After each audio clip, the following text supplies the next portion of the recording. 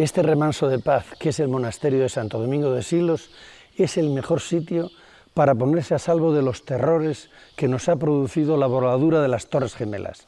Pensábamos que después de la caída del muro y del fin de la Guerra Fría estábamos a salvo, pero no es así. La sociedad ha descubierto grandes fragilidades. Esta época es parecida a aquella del año 1000, previa a la cual todo el mundo pensaba que venía el fin del mundo. Pero después del año 1000 hay un gran impulso en Europa. Hay un arte que es el románico, que es el primer arte de la unidad europea. Vamos a estudiar en esta serie el románico a través de sus manifestaciones culturales y sociales. Las ciudades, la defensa y los castillos, los monasterios, la vida espiritual en aquella época. Tomamos como ejemplo esta región porque es el centro de la península y arrancamos en este monasterio porque es este ámbito de paz y tranquilidad que todos andamos soñando.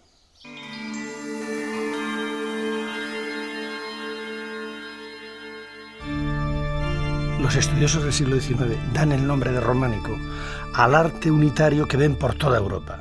Es un arte que se ha producido entre los siglos XI y XIII en los reinos cristianos de entonces. Y le dan el nombre románico precisamente porque se le asemeja mucho a la arquitectura que había en Roma. Ven que utilizan el arco y la bóveda con gran profusión y que es una arquitectura eminentemente masiva que le recuerda enormemente a Roma.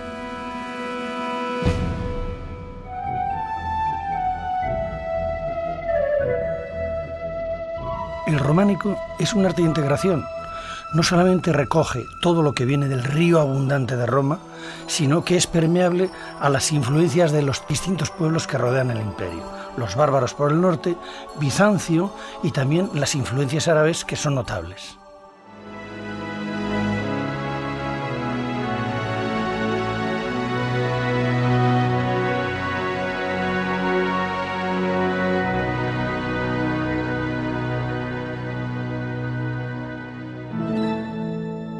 Roma trajo a la península ibérica la forma más perfecta de organización humana que se conocía, el Estado romano con sus instituciones, la principal de todas, las legiones, que eran las que garantizaban la ocupación de los distintos pueblos.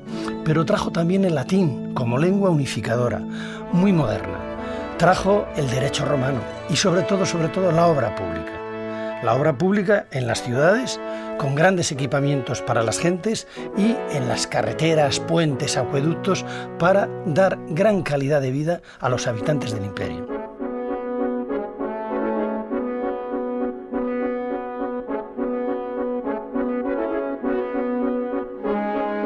Aparte de con ciudades, Roma coloniza la meseta norte con las villas romanas.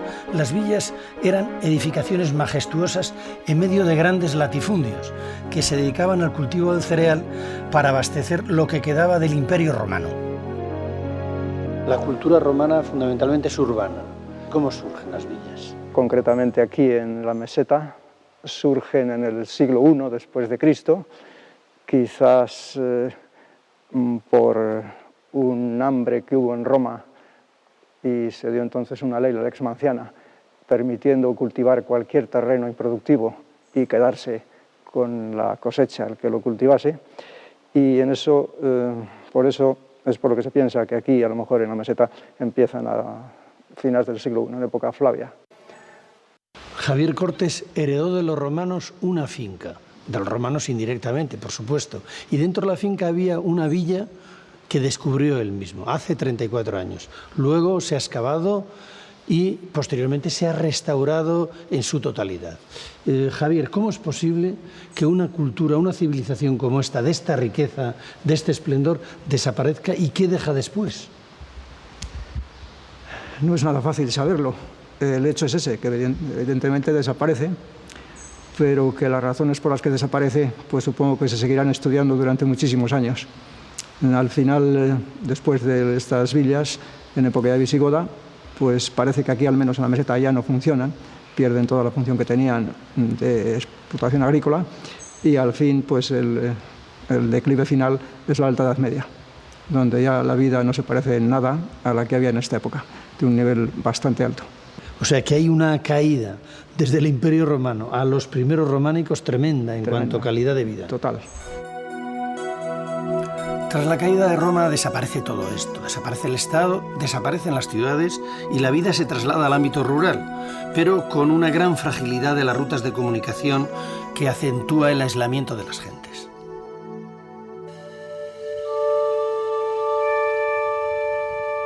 Como contrapunto al lujo, al vicio de lo romano, que ha caído, ha perecido, la religión cristiana busca en el sufrimiento y en el sacrificio los valores que permiten al creyente alcanzar la vida eterna.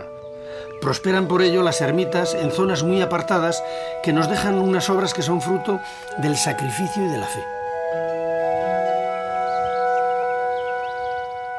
Los cristianos están preparados para toda clase de sacrificios porque piensan que ya está próximo el fin del mundo con la llegada del año 1000.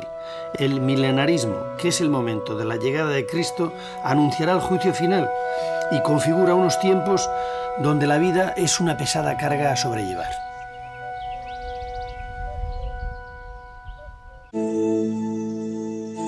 Los visigodos se implantan en España tras la caída del Imperio Romano. Es un pueblo que procede de la Bretaña francesa. Son bárbaros en la acepción romana de extranjeros. No lo son tanto, no son tan salvajes, puesto que este tesoro de Guarrazar que mostramos muestra una civilización bastante avanzada. De la descomposición de Roma da cuenta que se pudieron hacer con la península ibérica en poco más de 2 años.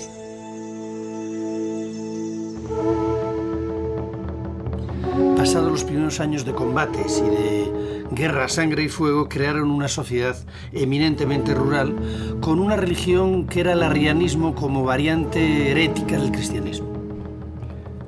Los visigodos aportan una cierta estabilidad política y religiosa que está favorecida por el aislamiento geográfico de la península, y su arte, el visigodo, marcará la primera influencia importante en el desarrollo del románico posterior. La iglesia de San Juan de Baños es posiblemente el templo más antiguo que se conserva de los visigodos en España. Está situado en la Vega del Pisuerga, en Palencia, y fue mandado construir por el rey godo Recesvinto en el año 661. En él se pueden ver las principales características del arte visigodo. La estructura es basilical, es decir, de influencia romana, y tiene una nave central con 2 laterales más pequeñas. En la cabecera de la nave mayor ya aparecen un par de contrafuertes. El pórtico de la entrada incluye un arco de herradura que es lo más característico del arte visigodo. En la construcción de esta iglesia se utilizaron materiales que venían de antiguos edificios romanos. Esta es una constante en el periodo prerrománico y también en el románico. Dentro del templo, los motivos vegetales contribuyen a la decoración de los capiteles, que están sustentados por fustes de mármol.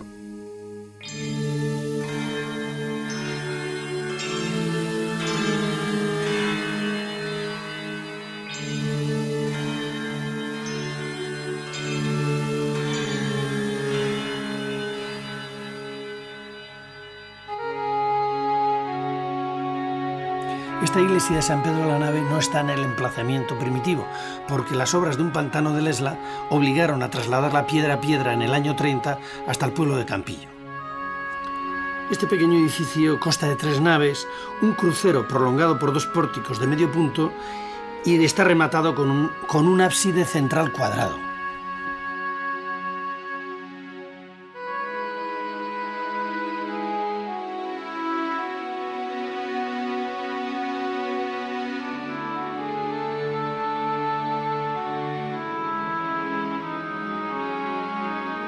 Los visigodos labran delicadamente los sillares de la piedra de sus iglesias con motivos diversos.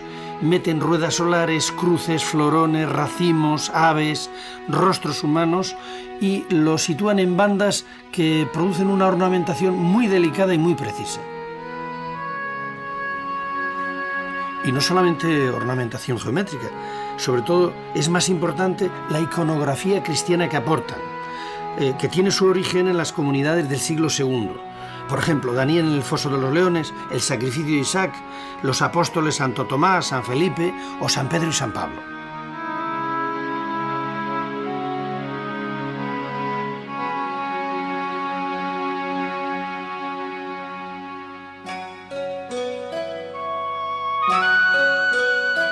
La arquitectura romana es eminentemente civil. En las ciudades hay innumerables edificios dotacionales. Pero a partir de la caída de Roma será la iglesia, como lugar para albergar el culto, el edificio construido para perdurar. A partir del período visigodo, toda ciudad, pueblo o aldea tendrá su iglesia.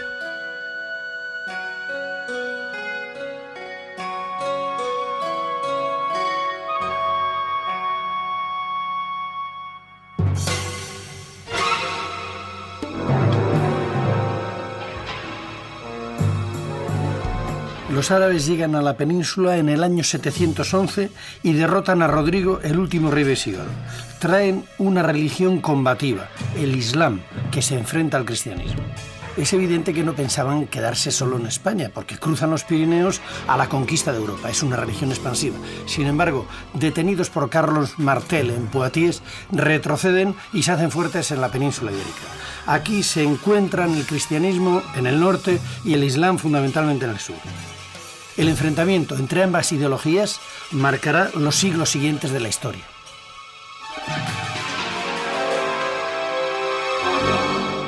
Cuando llegan los musulmanes a España, arrasan con los visigodos, son los nuevos gobernantes. Sin embargo, las dos culturas son permeables. Hay conflictos, evidentemente, sobre todo por la resistencia cristiana en las montañas, y ya se sabe que los musulmanes toman el arco de herradura de los visigodos y a la vez van a devolver, sobre todo en San Cebrián de Mazote, influencias cordobesas a través de lo que se llama almozárabe, porque artesanos que trabajaban en Córdoba vienen luego, son cristianos, y vienen a repoblar o a vivir en estas tierras del norte de Castilla, del norte del Duero, donde conviven con aquellos cristianos que mantenían un cierto culto y unas ciertas tradiciones que venían de los visigodos.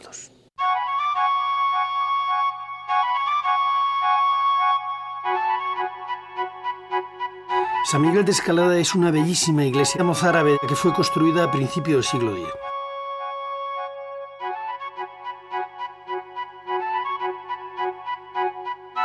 Tiene elementos románicos como la torre, pero en la iglesia destacan muchas piezas arquitectónicas que se pueden contemplar de forma aislada.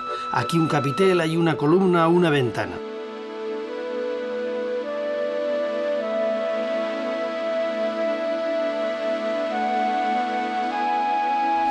Lo que impresiona de la iglesia es la plenitud del espacio, un espacio en el que desde cualquier punto se puede observar la belleza de cualquiera de los elementos.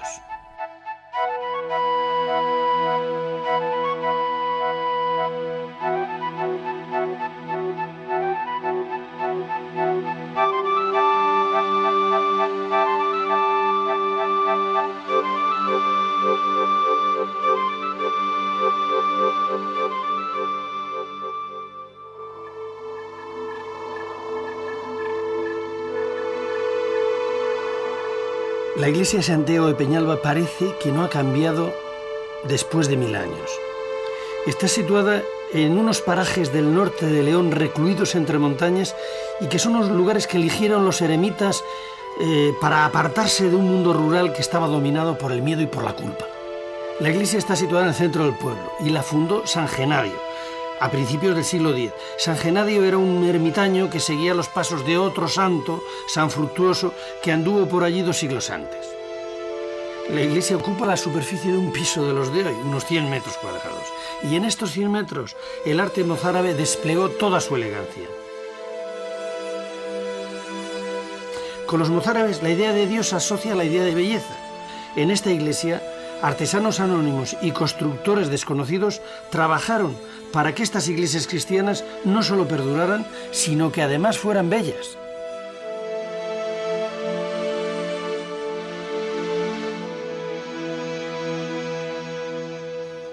Aquí en San Cebrián de Mazote estamos en una iglesia mozárabe que emociona y sobrecoge. Este es un gran espacio basilical. A la entrada nos anuncia que estamos en Roma. Vemos 3 naves, columnas y capiteles de estilo o de apariencia romana y vemos artesonados de madera. Posteriormente nos sorprenden los arcos de herradura provenientes de lo visigodo, una iglesia visigoda. Y vemos también arcos de estilo cordobés y posteriormente, por la elevación que nos sugiere la iglesia, nos está anunciando el mundo románico que viene enseguida.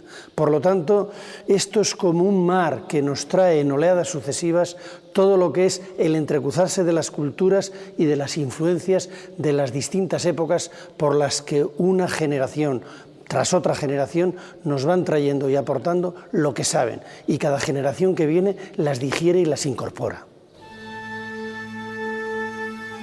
Un libro que escribe de forma críptica y alegórica San Juan el apóstol, ya muy viejecito en la isla de Patmos, llamado el Apocalipsis, marca el tono moral de toda una época. Este libro trata de la llegada final, del triunfo final de Cristo al final de los tiempos, y estará precedida esta época de calamidades sin cuento. Tras superar todas estas calamidades y pruebas, la Iglesia y Cristo acabarán triunfando.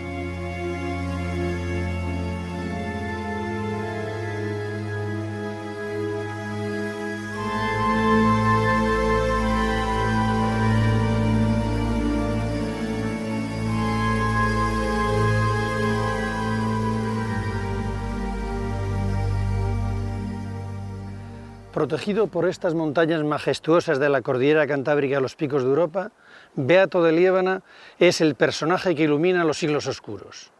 Desde el punto de vista del dogma, defiende acaloradamente contra Elipando, arzobispo de Toledo, que Jesucristo es verdaderamente Hijo de Dios. Se inventa o promueve que Santiago Apóstol ha estado en España, y de ahí se deriva el camino de Santiago y el culto al apóstol. Y finalmente, aquí, en este punto, se inventan los beatos, con sus comentarios iluminados del Apocalipsis, con esos dibujos maravillosos sobre pergamino, crea una iconografía que se repite y se copia en todos los monasterios y que es no solamente el orgullo de los españoles, sino el referente iconográfico desde el siglo IX hasta el siglo XIII.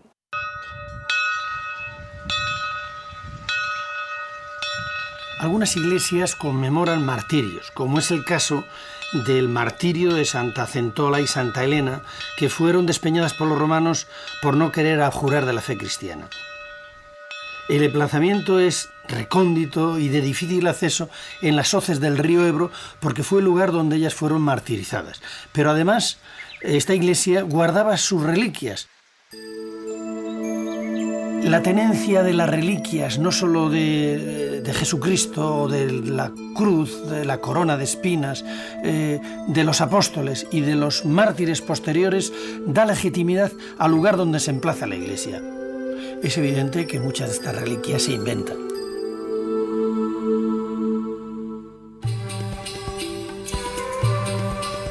Los maometanos peregrinan a la Meca. Esto les da una gran unidad. Y los cristianos no tienen dónde peregrinar porque Jerusalén, lugar santo para los cristianos, está en mano de los maometanos. Sin embargo, la fortuna hace que el obispo Teodomiro de la diócesis de Iria Flavia, Padrón, descubre los restos del apóstol Santiago. La noticia se expande inmediatamente por toda la cristiandad y Santiago de Compostela se convierte en el objetivo fundamental de todas las peregrinaciones cristianas. El apóstol es el símbolo de combate contra el Islam, es Santiago Matamoros, y el camino de Santiago es el vehículo de comunicación de toda la cristiandad. Por él fluirán gentes, técnicas, corrientes artísticas, etcétera, etcétera.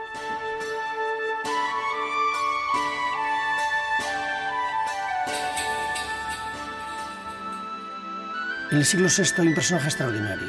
Es Benito de Nursia, que es un ermitaño, un anacoreta, y ve que los ermitaños, con muy buena voluntad, pero muy desordenadamente, viven la vida religiosa sin eficacia. Y les organiza dándoles unas normas de vida, fundamentalmente de vida en común, con unos votos de castidad, pobreza y obediencia, y donde la oración y el trabajo constituían la columna vertebral de la vida ordenada. Hora en la hora. Poco después, San Benito determina que los monasterios deben de ser autónomos, deben de ser como pequeñas ciudades, recuperando un poco el modelo de las villas romanas. La eficacia que da la regla de San Benito para la organización del tiempo y el espacio permite a estos monasterios incipientes colonizar nuevas tierras y extenderse por toda Europa a lo largo del siglo IX y del siglo X. Y además sirven de refugio a la cultura que se está perdiendo. El saber se seguía transmitiendo en latín, pero los monasterios se adaptan y aprenden y se mezclan, adoptan las formas nuevas de lenguaje que crecen a la par que las primeras identidades nacionales. En España serán el galaico, el leonés, el navarro-aragonés, el catalán y el castellano los que acabarán imponiéndose al latín. Los ecos de Roma no se han extinguido con el arte visigodo, se han amplificado un poco con el mozárabe y llegan a resonancias considerables con el maravilloso arte asturiano que en su elevación está anunciando el gótico prerrománico. Sin embargo, es el Camino Santiago, con la corriente cultural europea, el que amplifica de una manera muy notable el gran río que es el románico europeo, que absorbe en cada país las particularidades nacionales de cada una de las corrientes locales. Al superar el año 1000 se están consolidando los pequeños reinos cristianos del norte de España. Y además está habiendo avances que permiten un incremento de la población. Se colonizan nuevas tierras, se inventa la herradura para los animales, hay un arado con rueda y vertedera que mejora mucho los cultivos y se empieza a aprovechar la fuerza hidráulica para los molinos. Se ha detenido el avance del Islam, que ha empezado a retroceder, y la intensidad religiosa de la fe cristiana es el cemento que une a los pequeños estados y a todas las gentes y tierras de España. Todo ello hace que el pesimismo subyacente en los siglos anteriores se desvanezca. El nacimiento románico hay que situarlo, por lo tanto, en el resurgimiento de lo económico, de lo social y de lo moral tras superarse el año 1000. Es un tiempo en el que la Iglesia se constituye como un poder terrenal y espiritual que determina la existencia de los habitantes que viven en los reinos cristianos. Al servicio de esta Iglesia se construirán catedrales y monasterios, las ciudades crecerán, y todo con un estilo europeo que el Camino de Santiago contribuye a propagar y aglutinar. Todo ello se hace con un lenguaje cargado de simbolismo iconográfico y con una arquitectura llena de geometría, con elementos y volúmenes muy simples con los cuales se construyen templos y monasterios. Pero en todos los elementos, el románico mostrará, como en la severidad y potencia de los muros, la intención de pervivir eternamente.